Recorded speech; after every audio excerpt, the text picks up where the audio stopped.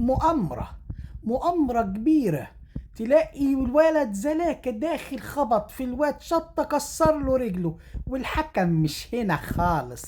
علشان تعرفوا ان اتحاد الكورة بيجامل لما عين لك حكم زي دوت يكسر في اللعيبة، ومفيش ولا كارت احمر خالص، والواد يا عيني رجله تطير ويقول ويتكسر ومحدش يعرف عنه حاجة. علشان كده انا بقول هي مؤامرة، عايزين يدوا الدوري لفريق ما يستحقش انه ياخد البطولة. علشان كده تلاقي دايما الفساد منتشر، واتحاد الكورة بيساعد الحكام على ظلم النادي.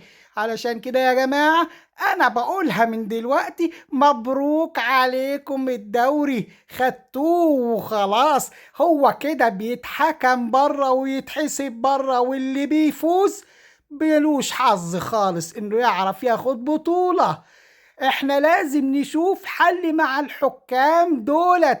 ما ينفعش هو كل واحد اسمه محمود يحكم بالظلم ويدي لده ضربة جزاء وماشية معاك جون ويتلغى وتسلل. انا قلتها لكم قبل كده، هي مؤامرة.